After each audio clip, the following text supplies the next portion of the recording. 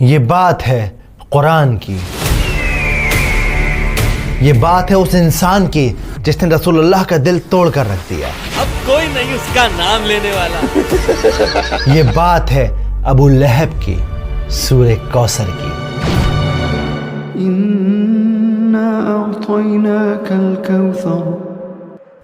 اکثر ہم لوگ اپنی نمازوں میں سورہ کوثر کو ریسائٹ کرتے ہیں، پر افسوس ہم میں سے کتنے ہیں جو اس کا مطلب جانتے ہیں؟ کیا ہے کوثر؟ کیوں اللہ تعالیٰ نے اسے نازل کیا؟ کیا تم نے سنا طلحہ؟ ہاں، اللہ کے نبی نے ہمیں وہ راز بتایا کوثر کا۔ سبحان اللہ۔ اور سب سے ضروری بات، سورہ کوثر کا آج ہماری زندگی میں کیا ریلیونس ہے، جانیں گے اس ویڈیو میں۔ بسم اللہ الرحمن الرحیم۔ إِنَّا أَعْطَيْنَاكَ الْكَوْثَرَ فَصَلِّ لِرَبِّكَ وَانْحَرْ إِنَّ شَانِئَكَ هُوَ الْأَبْتَرُ۔ سورہ کوثر قرآن کی سب سے چھوٹی سورت ہے۔ قرآن کی بہت ساری خوبصورت باتوں میں سے خوبصورت بات یہ ہے کہ ہر آیت کے پیچھے، ہر سورت کے نازل ہونے کے پیچھے ایک کہانی ہے، ایک سچی کہانی، اور ایسا ہی ایک دل دہلا دینے والا، دل کو چیر کر رکھ دینے والا واقعہ ہے سورہ کوثر کے نازل ہونے کے پیچھے۔ پہلے اسے سمجھتے ہیں۔ مکہ کی وہ دوپہر خاموش تھی، لوگ اپنے اپنے گھروں میں آرام کر رہے تھے، مگر اللہ کے نبی خاموش بیٹھے تھے۔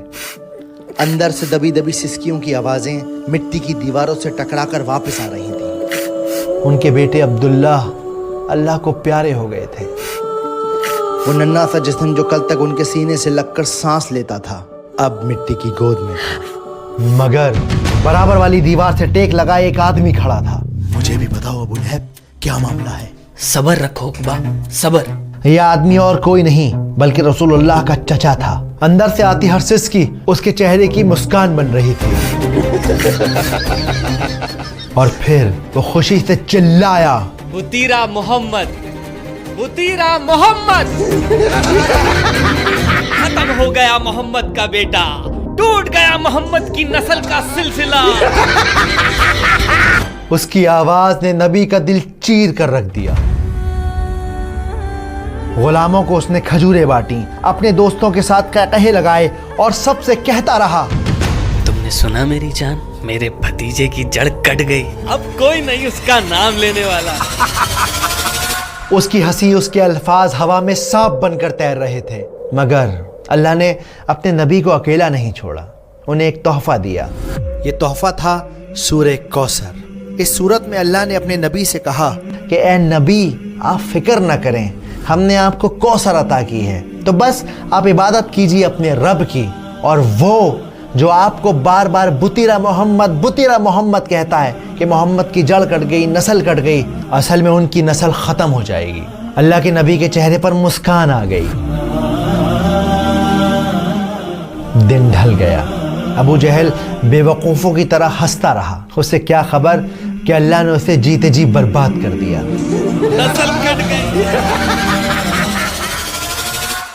تو میرا خیال ہے کہ ابھی اس لمحے اب اس بات کو اپنے دل میں اتار لیجئے کہ سورہ کوثر کو آپ اس لیے ریسائٹ مت کیجئے کہ وہ چھوٹی سورت ہے، بلکہ آپ اس لیے ریسائٹ کیجئے کہ اللہ تعالیٰ نے وہ ایک تحفے کے طور پہ ہمارے نبی صلی اللہ علیہ وآلہ وسلم کو دی ہے، تاکہ انہیں یہ احساس دلایا جا سکے کہ ان کا اسٹیٹس اتنا ہائی ہے، ان کا مقام اتنا اونچا ہے کہ اللہ سبحانہ و تعالیٰ خود انہیں تسلی دے رہے ہیں، ان کو کنسول کر رہے ہیں۔ ابو اروا، سنا تم نے؟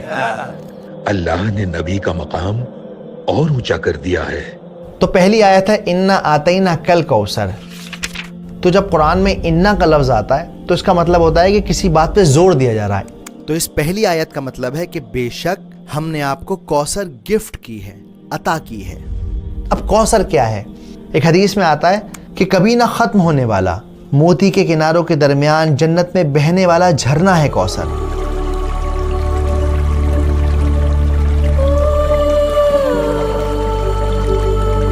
جس کا پانی برف سے ٹھنڈا ہے، جس کا پانی شہد سے میٹھا ہے، اور جس کا پانی دودھ سے زیادہ سفید ہے، وہ ہے کوثر۔ اب یہاں پر آتینا کا جو لفظ ہے اس کا مطلب ہوتا ہے تحفہ دینا، گفٹ دینا۔